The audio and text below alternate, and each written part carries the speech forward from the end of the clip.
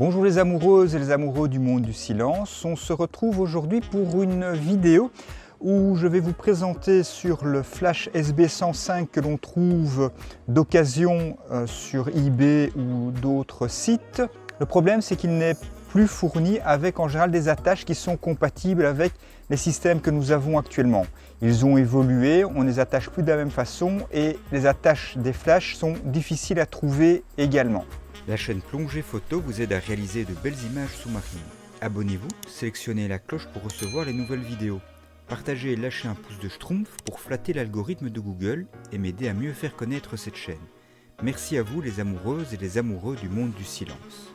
Donc, je vais vous montrer comment, avec une petite pièce comme celle-ci, une rotule qui s'attache avec deux trous ici, des trous qui sont faits avec une taille de 6 mm, permettent donc de mettre des écrous et boulons de 6 mm de diamètre. Alors cette pièce-ci, elle a été fabriquée spécialement chez Hugifot. Ils ont des moules et des machines à usiner pour fabriquer toutes sortes de pièces puisqu'ils font des caissons. Ils font aussi différents types de rotules pour accrocher aux caissons. Et donc ceci, c'est une petite pièce en T. On en trouve aussi chez d'autres fournisseurs. Je pense que Inon en fait d'autres également, ou peut-être Nautica. En tout cas, ici, je leur ai demandé de faire cette pièce-ci. Donc ça devait entrer dans leur production tout à fait standard. On peut leur demander. Je crois que ça coûte environ 30-35 €. En effet, ce n'est pas donné, mais voilà. Ça permet d'attacher à ce moment-là le flash à la rotule. Donc on va faire, donc comme on peut le voir ici, si on fait les trous juste sur la partie ici en plastique, ça va passer. D'accord? Donc je vais faire d'abord deux petits trous avec une petite mèche pour avoir plus facile après à passer.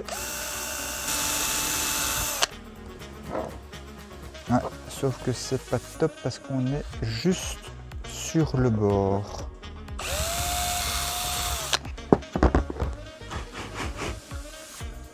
Voilà. Donc, je vous ai fait un petit peu plus juste à l'entrée contre parce que sinon on arrive sur le bord ici et donc on n'arrivera pas à placer l'écrou. Je vais enlever ceci. Je mets cette fois-ci la mèche de 6 mm. Donc évidemment, le boulon et l'écrou de 6 mm sont des boulons et des écrous en inox, puisque nous allons devoir aller sous l'eau.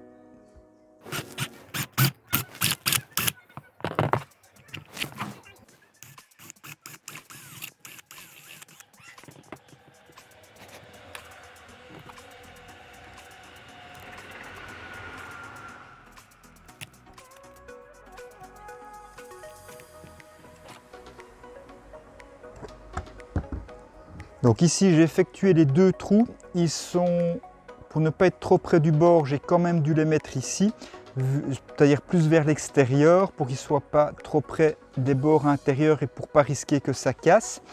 Donc là comme ils sont mis, je vais devoir un petit peu gratter, enfin limer la partie ici sur ce morceau de plastique là, un peu les gratter pour pouvoir placer l'écrou du boulon. D'accord, comme ça on voit ici que ce sera nécessaire. Je veux aussi en profiter pour couper avec une Dremel le morceau ici pour couper environ 1 cm du boulon que j'ai ici. Ça, je prends une petite Dremel avec une petite meule. On va aller meuler cette partie là.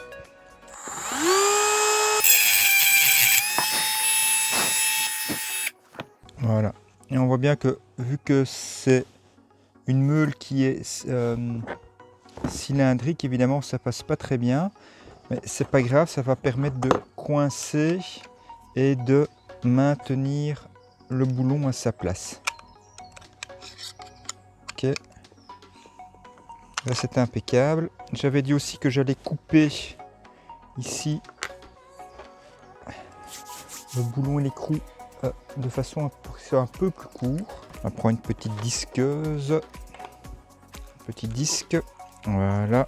Pour la longueur, on repasse ici dedans,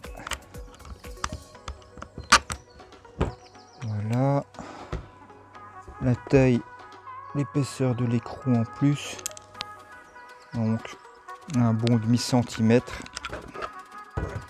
devrait faire l'affaire. Voilà, tenir ceci pour ne pas se brûler.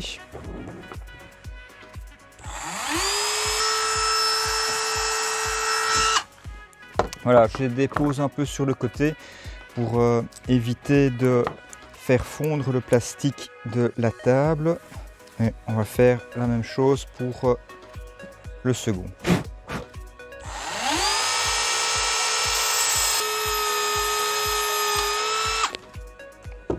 Voilà. Évidemment, si vous trouvez des boulons et écrous qui sont un peu plus courts par construction, évidemment prenez-les. Donc voilà, je pense qu'on va pouvoir être prêt pour le placer. Alors idéalement aussi, faites ce que je viens de faire, mais avec éventuellement de préférence des lunettes de protection. Hein, je ne vous ai pas montré le meilleur exemple, je le reconnais.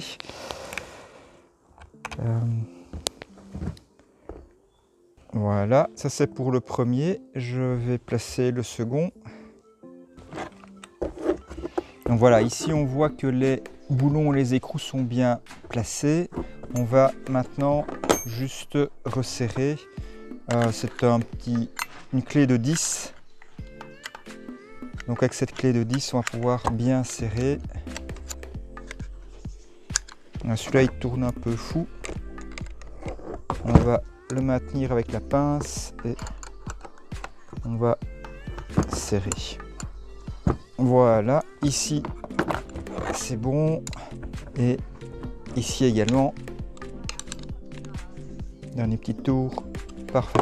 Donc ici voilà, vous avez ici un flash USB 105 qui a été connecté, accroché sur une rotule pour pouvoir être placé sur un bras de flash ou sur un porte-flash, ou simplement voilà, il y a un système qui permettra de bien placer votre flash en tant que flash déporté. C'est celui-là, c'est la raison principale pour laquelle j'utilise ce type de flash, et permettre de bien le positionner dans une épave ou derrière un objet pour donner des apports de lumière complémentaires. Ici j'ai un autre système, enfin, c'est le même principe. Vous voyez, simplement c'est une autre boule. Donc ce type de boule là, c'était du 4 mm en inox que j'avais installé. Seulement, je ne sais plus où je l'avais acheté. C'était un reste dans une brocante ou dans le reste d'un magasin. Je me demande si je ne l'ai pas acheté chez Globe Marine dans les pièces qu'ils avaient en trop. Et donc évidemment, je n'ai pas pu retrouver la même pièce. Donc là, c'était avec du 4 mm, c'était un petit peu plus facile. Et il y avait plus de jeu. J'avais dû remettre un petit peu de la colle composite pour bloquer les petits écrous.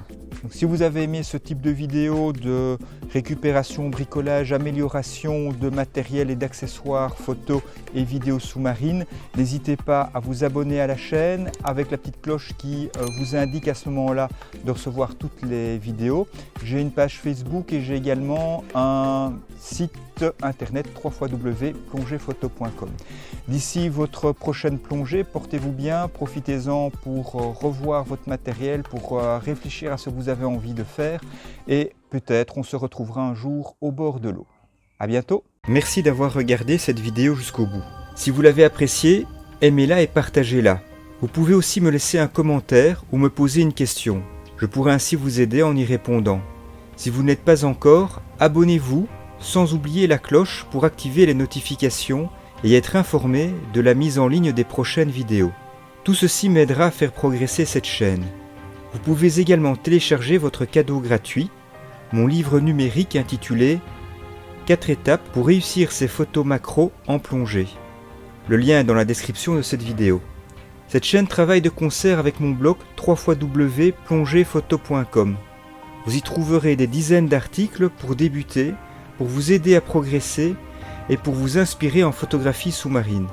Pour terminer, N'hésitez pas à vous abonner à ma page Facebook Plongée Photo.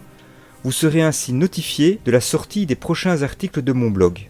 D'ici la prochaine vidéo, je vous souhaite de bonnes plongées et de belles photos.